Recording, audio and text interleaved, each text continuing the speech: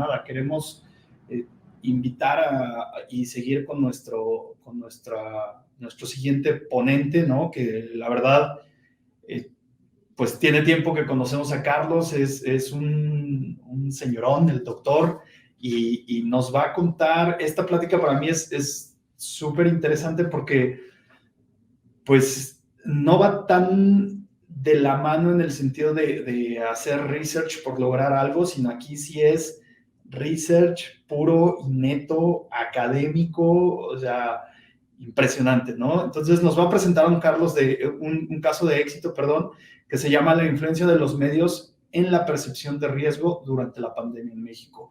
Y quiero presentar pues a nuestro invitado de lujo, es el doctor Carlos Muñiz, doctorazo, es PhD en comunicación por la Universidad de Salamanca, España.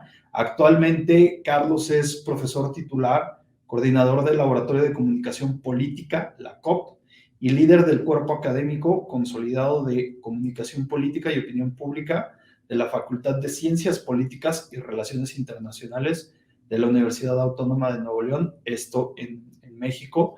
Además, Carlos es miembro del Sistema Nacional de Investigadores, SNI por sus siglas, y del Consejo Nacional de Ciencia y Tecnología, CONACYT, en México, en el nivel 2. Carlos, ¿cómo estás? Un gusto. ¿Ya andas por ahí? Claro que sí, aquí andamos, Humberto.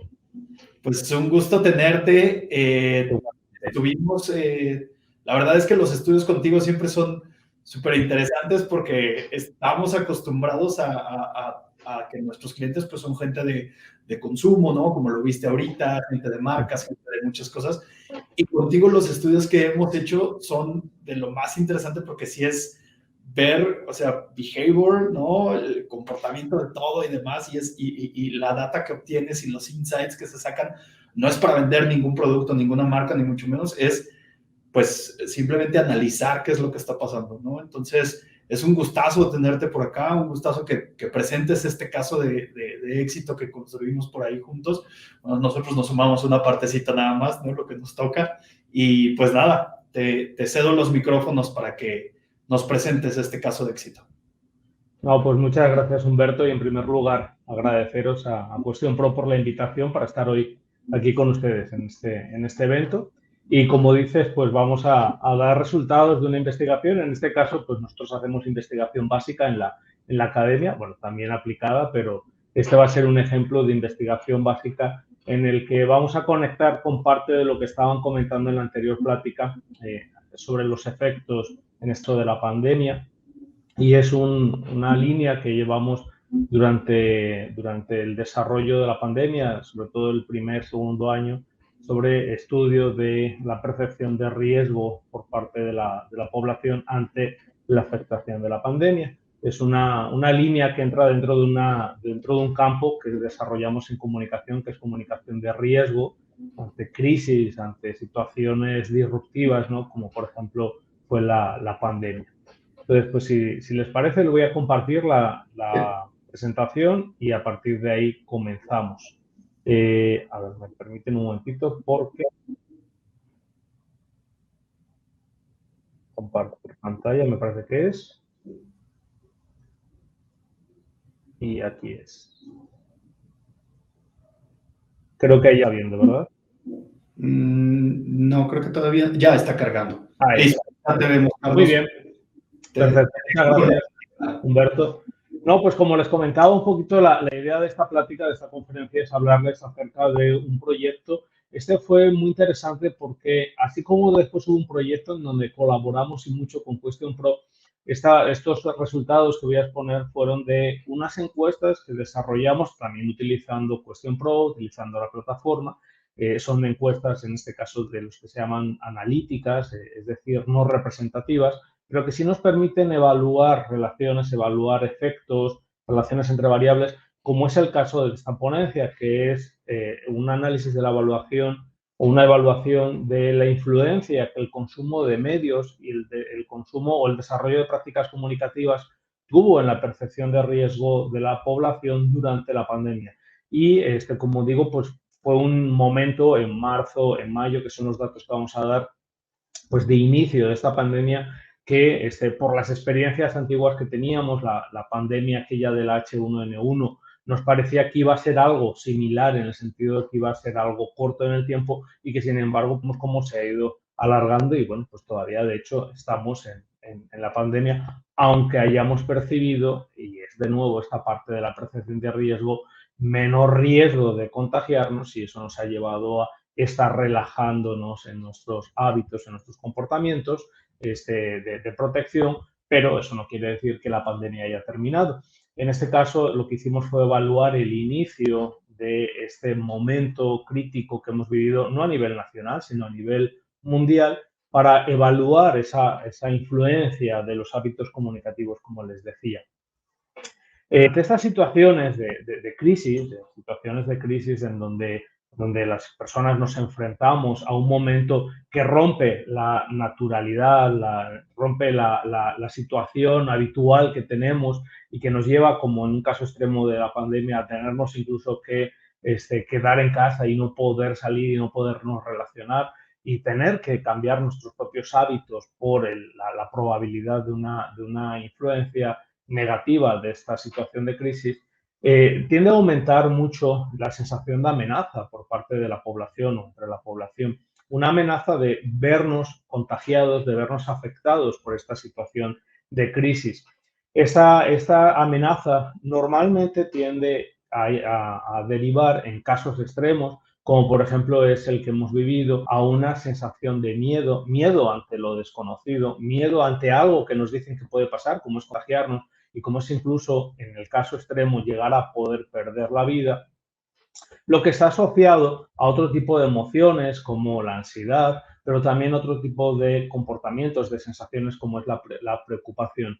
En situaciones, en momentos de crisis como la pandemia, todo este abanico de emociones negativas, de sentimientos negativos, de percepciones negativas, tiende a dispararse en gran medida. ¿Por qué? Porque hay una mayor percepción de riesgo. En el día a día nosotros estamos enfrentándonos a muchas situaciones de mucho riesgo y siempre ponemos un ejemplo. El simple hecho de manejar un automóvil, de subirnos a un carro, supone un riesgo muy alto y mucho más alto que, por ejemplo, subirnos a un avión. Y sin embargo, no percibimos tanto el riesgo de subirnos a un, pero sí percibimos mucho el riesgo de subirnos a un avión.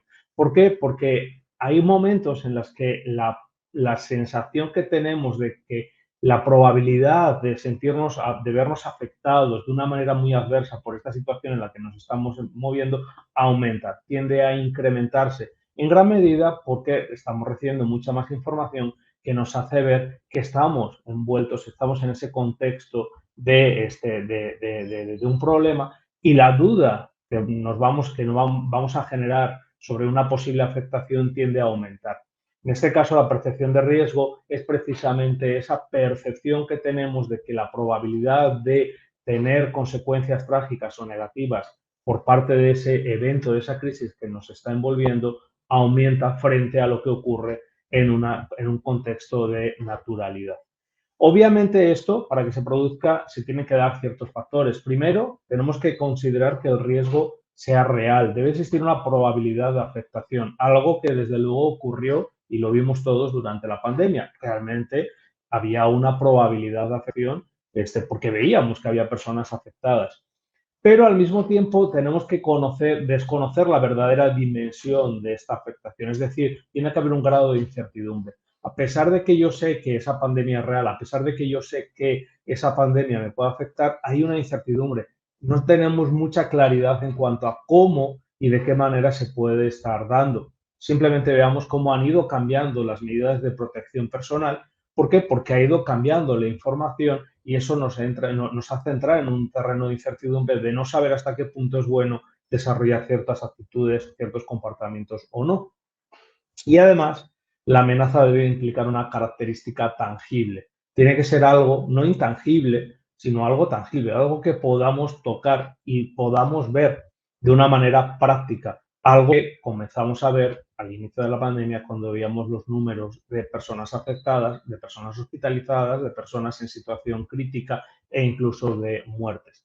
Un ejemplo muy gráfico de esto es una noticia que se dio en estos primeros momentos de la pandemia de cómo en China una simple mujer había contagiado a 71 personas en un solo viaje de ascensor. Cuando una persona ve esto, se encuentra ante esta situación de percepción de riesgo que se puede ver aumentada. ¿Por qué? Porque el riesgo es real. Vemos cómo simplemente meternos en un ascensor, en un elevador con una persona puede llegar a afectarnos. Hay incertidumbre porque no sabemos cuál es el elevador en el que entonces tenemos que tomar. Por lo mejor en este sí y en este no. Es lo que nos pasaba en la pandemia. Pues había personas que se enfermaban, se contagiaban y decíamos, pero si no ha salido de casa, simplemente ha venido alguien a dejarle algo y con eso, con ese simple contacto había un contagio y a lo mejor otra persona que había estado con muchas personas no se había contagiado, esa incertidumbre aumenta. Pero es algo tangible, vemos y nos podemos situar en los zapatos, nos podemos poner en los zapatos de esas personas que se han contagiado por el simple contacto con una persona. En estos momentos es cuando puede aumentar mucho la percepción de riesgo. Partiendo de aquí, nosotros nos interesó mucho evaluar esta percepción de riesgo como una realidad en el contexto mexicano. Y para eso lo que hicimos fueron 2 encuestas analíticas en 2 momentos concretos de la pandemia, al inicio de esta pandemia. Al inicio de lo que pensábamos todos que iba a ser algo que iba a durar 6 meses como mucho, incluso nos decían desde el gobierno que en julio posiblemente terminábamos, y ahora nos estamos dando cuenta como en julio, pero de 2 años después todavía no ha, casi en junio, julio no ha terminado, ¿no? Nosotros lo que hicimos fueron 2 encuestas analíticas, como les digo, es un tipo de encuesta que se suele realizar en la academia de corte más psicológico, donde lo que queremos es ver la correlación, la asociación entre diferentes variables, en este caso el consumo mediático y la percepción de riesgo. Trabajamos con Question Pro para elaborar, para levantar una primera encuesta con usuarios, en este caso de redes sociales, de Facebook, entre el 17 y el 23 de marzo del 2020, con 630 usuarios, y en una segunda oleada entre el 19 y el 26 de mayo de ese mismo año, ya con 702 usuarios. En este caso se lanzó a través de las aplicaciones de Facebook y de la publicidad que se puede contratar en Facebook para que llegara a un público nacional y que se pudiera contestar. La mayor parte de los participantes eran mujeres, en torno a 47 años en promedio, y eran todos mexicanos mayores de edad, es decir, se excluyeron aquellos que eran menores de edad.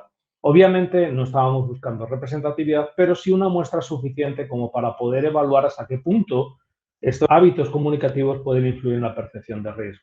¿Y qué es lo que nos encontramos en cuanto a la percepción de riesgo? Pues para evaluar esta percepción de riesgo utilizamos un instrumento que ya ha sido validado en estudios previos, que implica la pregunta, el realizar una escala con 4 reactivos a los participantes, en donde les pedimos que nos indiquen en qué medida con una escala de Likert de 5 puntos, están de acuerdo con esas afirmaciones. ¿Qué tanto consideran que para ellos será importante el problema del coronavirus? Normalmente alguien que tiene una percepción de riesgo alta va a indicarnos que es muy importante. Aquellas personas que tienen una percepción de riesgo baja, pues eran personas que no veían el problema y de hecho siguieron con su vida normal. También preguntamos qué tanta probabilidad creía que existía de que pudieran llegar a contraer el coronavirus a un nivel personal. De nuevo, unas altas puntuaciones implican una percepción de riesgo alta. ¿Qué tan preocupados estaban en ese momento de poder contraer el coronavirus? De nuevo, altas puntuaciones implican percepción de riesgo alta. ¿Y qué tanto riesgo sentían personalmente ante la presencia del coronavirus? Si se dan cuenta, son preguntas que evalúan esta percepción de riesgo y que, si recordamos, porque todos tenemos ejemplos cercanos, había personas que podían puntuar muy alto en estas preguntas, pero también tenemos ejemplos y conocemos a personas que si les hubiéramos hecho estas preguntas nos habrían puntuado muy bajo, porque incluso había quienes no creían, y a día de hoy siguen sin creer, que hubiera una pandemia y que hubiera una afectación, ¿no? ¿Qué es lo que nos encontramos cuando planteamos los datos? Pues nos damos cuenta de cómo ha ido evolucionando, ha ido cambiando a lo largo de los días que estaban evaluados. Lo interesante aquí es ver la tendencia. La tendencia entre marzo y mayo es que hubo un aumento, un sensible aumento en la percepción de riesgo durante todo el mes de marzo, que sin embargo en el mes de mayo se plantea ya como una meseta, se estabiliza. Y de hecho, si dividimos entre los 2 meses, entre las 2 encuestas, vamos a ver cómo durante la primera encuesta, en el mes de marzo, cuando empezaba a salir toda la información y había mayor incertidumbre, conforme iba pasando el tiempo, también iba aumentando la percepción de riesgo. Y sin embargo, en el mes de mayo donde se había estabilizado ya más la información, era más repetitiva y había una mayor, pues, digamos que asimilación de todo lo que estaba ocurriendo, los resultados no variaban. Es decir, la percepción de riesgo se mantenía alta, se mantuvo alta sin variaciones a lo largo de los diferentes días. Pero a nosotros lo que nos interesaba no era solamente conocer esta percepción de riesgo, sino saber qué es lo que llevaba a percibir este riesgo. Cuando revisamos la literatura, lo que nos dice es que desde la hipótesis del impacto personal nos recuerdan que hay dos niveles de percepción de riesgo. Las personas tenemos dos niveles de percepción de riesgo. Una cosa es la percepción de riesgo a nivel social, la percepción que tenemos de que otros pueden verse afectados. Esto es lo que se llama la tercera persona. Muchas veces asumimos que otras personas se ven más afectadas, por ejemplo, por los medios que nosotros mismos. Otras personas son más sensibles a la publicidad que nosotros mismos. Aquí estamos ante algo similar. Este nivel social, cuando este es más fuerte, estamos planteando esa tercera persona. A mí no me va a afectar porque yo soy una persona que soy sana, soy saludable y me cuido, pero el resto, pues vete tú a saber, ¿no? Aquí cuando preguntamos este nivel de percepción, estamos preguntando sobre la percepción que tenemos de que otros se vean afectados. A nosotros no nos interesaba tanto este nivel, sino el nivel individual, que tanta sensación tenían los propios individuos de verse afectados, que fue lo que habíamos evaluado, como se pueden dar cuenta. ¿Y qué es lo que influye? Pues también la literatura nos recuerda que hay ciertos factores que pueden llegar a hacer que se incremente esta percepción de riesgo. Y aquí un papel importantísimo es el de las estaciones amplificadoras, que se llaman así, que hacen que se amplifique la percepción de riesgo, incrementando esa sensación de riesgo. ¿Y cuáles son normalmente estas sensaciones amplificadoras?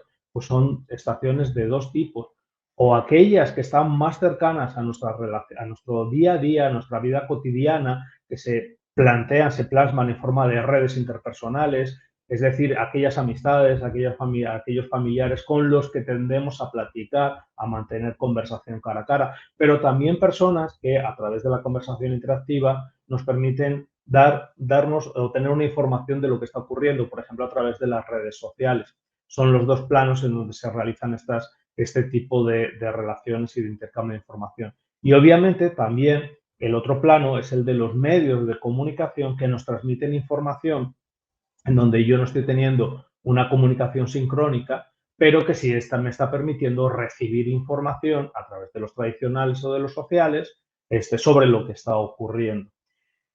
¿Y por qué son importantes estas estaciones amplificadoras? Porque sabemos que en estos momentos de riesgo, normalmente la relación con los medios que tienen las personas tiende a incrementarse mucho en estos momentos. Los momentos de crisis, de riesgo, no son solamente aquellos momentos disruptivos como una pandemia como la que hemos estado viendo, sino también momentos que rompen la tranquilidad del día a día. Por ejemplo, una campaña electoral es un momento en donde también se desarrolla mayor dependencia mediática. ¿Por qué? Porque tendemos a utilizar más los medios para informarnos de lo que está ocurriendo de cara a tomar decisiones. La presencia mediática tiende a incrementarse mucho e incluso aquellas personas que a priori puede ser que sean apáticas políticamente, muchos de ellos pueden llegarse a exponer más a los medios para informarse sobre lo que está ocurriendo.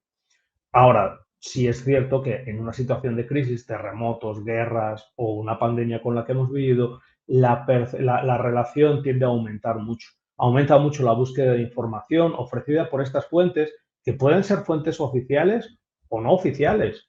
Oficiales, los gobiernos, los medios podemos asumir que son pseudooficiales, pero también no oficiales, que es lo que me dice el vecino, lo que me dice la vecina, lo que me dice mi amiga, que puede ser que le preste atención y le dé credibilidad, a pesar de que puede ser que sea una mentira lo que me están transmitiendo. En este caso, en estas situaciones, desde luego, los medios se convierten en agentes primarios de información.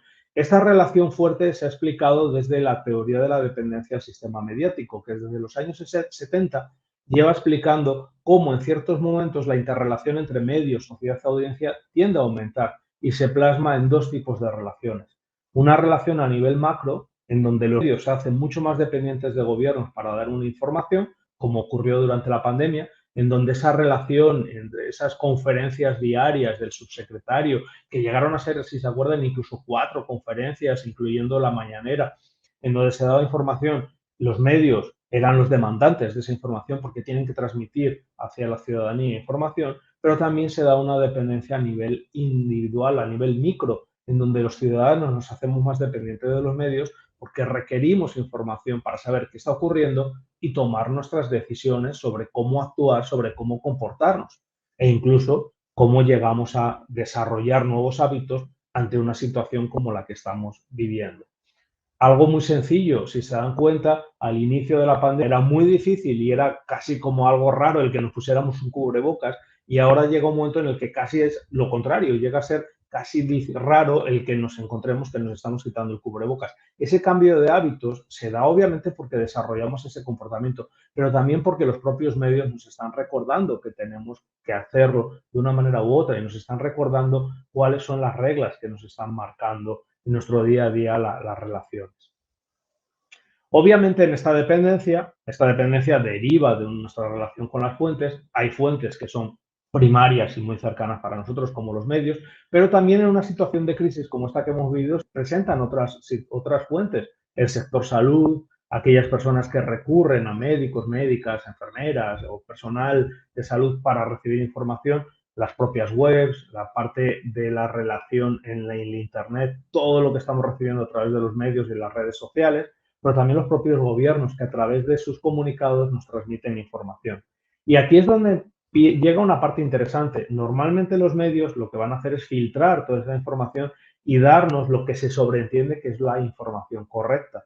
El problema es que cuando estamos en una situación como la actual, en donde hay una presencia de muchas fuentes, estamos siendo bombardeados por muchos tipos de informaciones y no siempre son congruentes entre sí. De hecho, incluso algunas fuentes son no congruentes entre sí, a pesar de que están representando a la misma institución. Recordemos el famoso caso de las diferencias entre lo que decía el presidente de la República en sus declaraciones al inicio, recordando y haciendo ver que el coronavirus no era tan grave, que había que abrazarse, que no pasaba nada y que se había podido domar una pandemia, frente a lo que estaba diciendo el subsecretario, que al mismo tiempo que el presidente nos decía que con un detente se puede parar el virus, nos estaba diciendo, cuidado, la pandemia es 8 veces más grande de lo que se ve, pero al mismo tiempo nos estaba dando también unos mensajes positivos diciéndonos que en junio iba a terminar y que posiblemente en julio había desaparecido.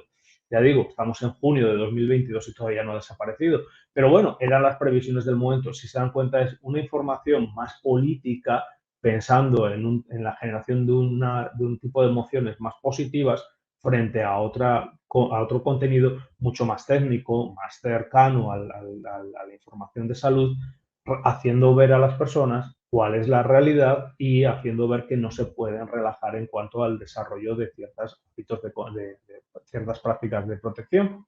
Y al mismo tiempo estábamos recibiendo mucha información, por ejemplo en las redes, en donde cada día nos estábamos encontrando mucha información que era falsa, muchos fake news que no eran reales y que sin embargo nos estaban afectando. Este es el problema que tenemos en momentos de fuerte dependencia mediática. Dependemos mucho de los medios y cuando son fuentes oficiales, los medios tradicionales, asumimos que ha sido una información contrastada, pero al mismo tiempo en el ecosistema mediático que tenemos hoy día nos estamos enfrentando a mucha otra información que puede llegar a ser falsa, pero todo eso nos está afectando y tenemos que tomar decisiones. Y de hecho, este tipo de informaciones que son falsas muchas veces son mucho más efectivas a la hora de propagar y generar una percepción de riesgo mayor. En nuestro caso, nosotros lo que hicimos en la encuesta fue medir hábitos comunicativos. Por una parte, medimos la exposición a medios de comunicación, preguntamos qué tanto habían seguido los diferentes medios para informarse sobre lo que estaba ocurriendo durante los últimos 7 días, la última semana. En este caso, evaluamos qué tanto habían seguido prensa digital, televisión, radio, Facebook, Twitter y habían utilizado WhatsApp. Y por otra parte, también evaluamos la conversación interpersonal, la conversación cara a cara. Lo que le preguntamos es en qué medida habían conversado sobre temas de coronavirus en la última semana con personas cercanas como miembros de la familia, compañeros de trabajo, vecinos o personas extrañas en la calle que podían haber tenido o haber mantenido conversación. Lo que nos encontramos fue que, a pesar de que los datos de una y otra oleada de marzo y de mayo eran muy similares, sin embargo, había una tendencia a que en mayo aumentara ligeramente el consumo de medios tradicionales y algo que fue más interesante, que en mayo disminuyera ligeramente el seguimiento de redes sociales. Con todo, lo que digo es que realmente los niveles de utilización de medios se situaron fueron bastante parejos en ambos meses, y sobre todo destacó cómo la prensa digital y Facebook eran los medios más utilizados por parte de los encuestados para seguir todo lo que estaba ocurriendo con respecto a la pandemia, superando la televisión, que durante mucho tiempo fue el medio tradicional utilizado para informarse. Y en cuanto a la conversación, aquí sí que hay un dato muy interesante, y es ver cómo, así como la conversación online, la conversación a través de Internet se mantuvo estable durante los 2 meses. Sin embargo, la conversación interpersonal sobre temas de coronavirus tendió a bajar sensiblemente en mayo frente a marzo. Los niveles sí bajaron, aunque eran más altos que la conversación a través de Internet, a través de redes sociales. Sin embargo, sí disminuyeron. Con todo esto, podemos darnos una idea de lo que ocurrió en cuanto a hábitos comunicativos y en cuanto a percepción de riesgo, pero ahora lo que queremos ver es cómo esto se relaciona entre sí. Lo que sabemos es que la percepción de riesgo tiende a aumentar cuando ese peligro de vernos afectados, es difundido por los medios de comunicación, por estas acciones amplificadoras y difusoras de la información. Y además, cuando hay un exceso de consumo mediático, cuando se da una fuerte presencia de la dependencia mediática. Cuando los medios informan más y además nosotros nos hacemos más dependientes de los medios para obtener información de cara a orientarnos sobre qué es lo que tenemos que hacer, tiende a aumentar esa percepción de riesgo. Esto es especialmente fuerte cuando esa información que se transmite es verídica, sea o no real, es decir, se ve la información verídica. Por poner el ejemplo de la señora que había contagiado a 70 y tantas personas en un elevador, yo no sé si es real o no, quizás es una exageración, pero es verídica y me lo puedo llegar a creer, ¿no? Cuando esa información entra dentro de los términos de una noticia creíble y además se aborda un tema con afectación que nosotros nos podemos ver identificados porque puede llegar a afectarnos, y además tiene altos grados de personalización, una persona que contagia a 70 personas, pues una personalización total, ejemplificación, esta influencia mediática en la percepción de riesgo tiende a aumentar. Esto es algo que se ha evaluado y se ha descubierto en varias crisis de salud. Por poner dos ejemplos, los brotes de ébola y de Zika en Estados Unidos, en diferentes estudios, o sin ir más lejos en México, nosotros lo demostramos en 2011 con respecto a la pandemia de H1N1, que no fue nada en comparación a esta que estamos viviendo. En la literatura lo que nos dice es que hay diferentes impactos que están muy detectados y muy probados. Los medios tradicionales, como la televisión, la prensa, hacen aumentar la percepción de riesgo. El consumo de estos contenidos, cuando se dispara la información sobre estas crisis, tiende a hacer aumentar la percepción de riesgo. La comunicación interpersonal tiene un fortísimo peso. Estas pláticas que mantenemos con otras personas, donde nos cuentan ejemplos, ejemplifican diciéndonos cómo ciertas personas que conocen han sido afectadas y nos dicen lo que otras personas han dicho. Todo ese tipo de plática, que muchas veces pueden ser rumores, pero que son transmitidas a través de una conversación interpersonal, tiende a hacer mucho las percepciones de riesgo y emociones negativas, como por ejemplo el miedo o la ansiedad. Y eso también está muy demostrado. Además, todo esto va unido se potencia cuando la fuente que nos está transmitiendo esa información tiene mucha mayor credibilidad.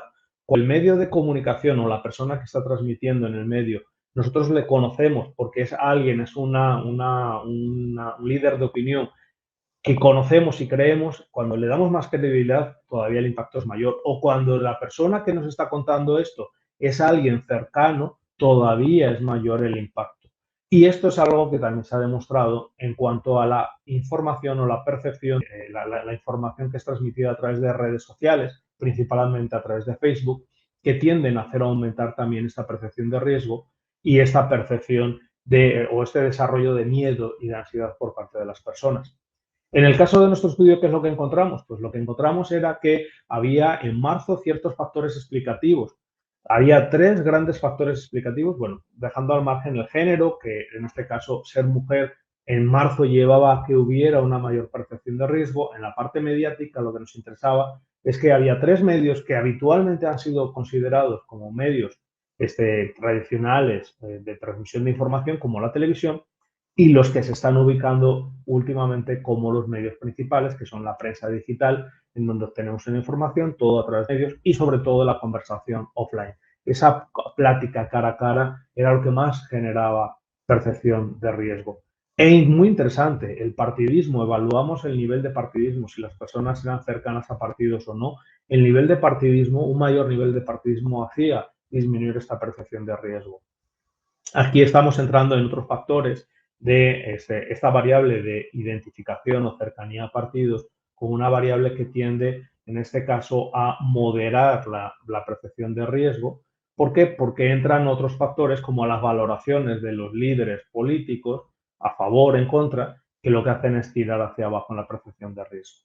Frente a marzo, ¿qué es lo que pasó en mayo? Pues nos encontramos un esquema muy similar en donde la conversación offline seguía siendo lo que más afectaba, la prensa digital seguía teniendo una presencia fuerte, la televisión también, eran los tres consumos mediáticos o tres hábitos comunicativos que tendían a hacer aumentar la percepción de riesgo y ese partidismo que tendía a hacer que disminuyera. Con todo esto, ¿cuáles son las principales conclusiones para ir terminando en esta conferencia? Pues en primer lugar, en este estudio obviamente está situado y está concentrado en esos meses, entre marzo y mayo, que es el inicio de una pandemia, pero que lo que nos estaban transmitiendo era que podían ser los meses en donde iba a haber una afectación mayor porque se asumía que a partir de junio, julio, esto iba a disminuir. Ya digo, llevamos 2 años y esto, bueno, no ha ido disminuyendo, pero no ha desaparecido. Lo que vemos es que a pesar de la evolución de la pandemia, la percepción de riesgo no aumentó, incluso se llegó a estancar en mayo. Esto es muy interesante, ¿por qué? Porque nos habla de la presencia de una población confiada frente al impacto inicial de algo disruptivo que nos rompe con nuestros esquemas y que nos lleva a tener que estar encerrados en casa, a tener menos relaciones.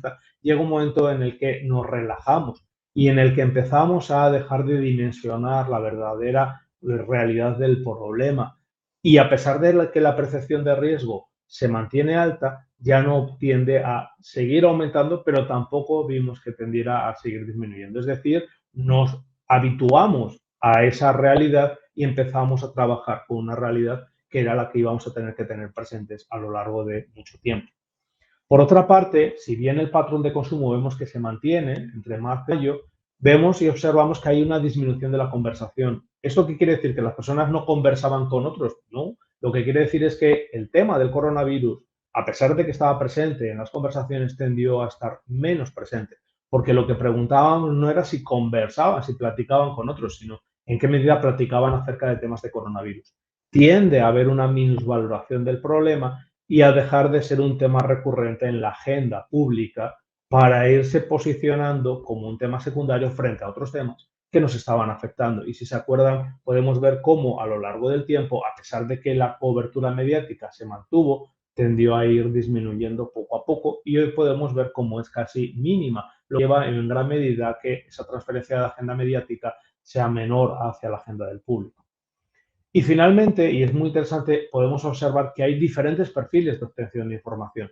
Si bien observamos que hay una presencia fuerte del seguimiento de prensa digital, de redes como Facebook, de televisión, nos encontramos al mismo tiempo que esos usuarios no eran los mismos. Es decir, seguimos teniendo dos grandes grupos entre la población que en este caso tienden a converger en cuanto a una percepción de riesgo fuerte. Aquel público tradicional que se sigue informando a través de medios tradicionales, sobre todo la televisión, y un nuevo público que tiende a ir más hacia los medios sociales, a la prensa digital o al Facebook para estarse informando acerca de lo que ocurre. Esto es algo que nos abre y que nos sigue abriendo un panorama muy distinto al que, por ejemplo, tuvimos en los datos de 2011, en donde, a pesar de que los medios sociales ya estaban presentes, no llegaban a tener tanta fuerza como la televisión, pero frente a los dos medios, desde luego, lo que sí seguimos viendo es cómo la conversación sigue siendo un factor claro y dominante a la hora de elevar el riesgo. Por mucho que me digan en los medios que está ocurriendo algo, nunca van a ser tan fuertes como el hecho de que alguien a quien yo doy credibilidad, una fuente personal con quien yo hablo, me diga lo que está ocurriendo, me transmita una noticia, eso va a tener normalmente un mayor impacto en el desarrollo de ciertos comportamientos. Bueno, y con esto terminaríamos. Muchas gracias por la oportunidad, por el tiempo y pues quedo ahí abierto a sus preguntas. Carlos, muchísimas gracias como siempre. Gran presentación, grandes insights, ¿no? que descubriste por acá. La verdad es que es súper interesante. Como siempre, pues estamos pisando la agenda todo el tiempo. De todas formas, por ahí nos han escrito y de todas formas a los asistentes les vamos a hacer llegar las respuestas, ¿no? A estas preguntas. Agradecerte muchísimo esta plática, Carlos, muy interesante y pues nada, espero verte pronto por allá para que vayamos a comer. Afortunadamente esta vez no nos hackearon el evento, ¿no? Carlos estuvo con nosotros, bueno, propusimos una plática para un evento que no vamos a nombrar, pero que fue hackeado en pleno evento y tuvimos que salir corriendo como si nos hubieran puesto una bomba o algo así, ¿no? Entonces, pues nada. Gajes del oficio, ya sabes. Es correcto. Carlos, muchísimas gracias, te mando un abrazo y esperamos pronto estar en contacto. Muchas gracias a ustedes, Humberto, y pues que tengan éxito en lo que queda del evento. Muchísimas gracias. Carlos.